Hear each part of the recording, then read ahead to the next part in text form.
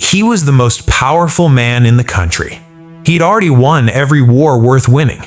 And one ordinary evening, standing on his own rooftop, he made a decision that cost him his family, his reputation, and nearly his throne. Not in a battle, not in a political scheme. In a single look, he chose not to look away from. This is the story of David and what the Bible actually says about lust, because it's a lot more specific than "don't look at bad things." Spring, the time when kings go to war. Except David doesn't go. He stays home, sends his army out under someone else. And one evening he's walking on his rooftop when he sees a woman bathing on a nearby roof. Her name is Bathsheba. She's married to one of David's own soldiers, a man named Uriah, currently out fighting David's war. David sends someone to find out who she is. He's told exactly who she is and exactly whose wife she is. That's the moment the story could have ended right there. Here's the part people skip past. Lust in the Bible isn't defined as noticing someone as attractive. David seeing her wasn't the sin. What happens next is he sends for her anyway, even after learning she's married. The desire wasn't really about Bathsheba. It was about David wanting something he'd already decided he was entitled to. Power does that. It convinces you the normal rules are optional. Jesus actually zeroes in on this exact moment centuries later in the Sermon on the Mount. Anyone who looks at a woman lustfully has already committed adultery with her in his heart. Not anyone who acts on it, anyone who looks with intent. The Bible locates lust before the action, in the decision to keep wanting something that isn't yours to want. David sleeps with her. She becomes pregnant.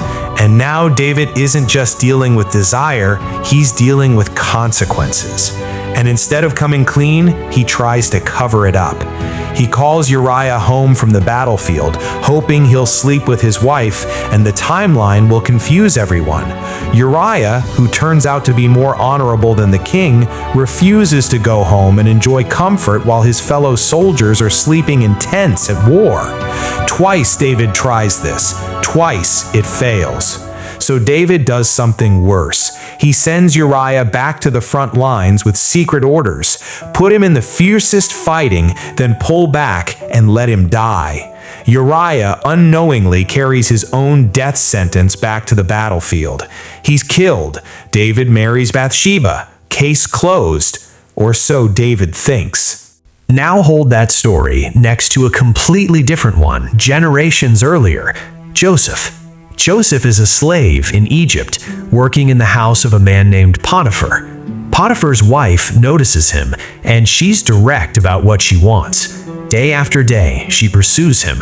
And Joseph, who has way less power than David and way more to lose, says no, every time. One day she corners him alone, grabs his cloak, and he doesn't negotiate with the moment. He runs, literally leaves his cloak in her hand and flees the house. It costs him. She lies about what happened, and he ends up in prison for it. Doing the right thing doesn't protect him from consequences. But here's the point. Same category of temptation, two completely different responses. David had every resource to resist and didn't. Joseph had nothing to lose except everything and did. So what does the Bible actually teach from this? A few specific things.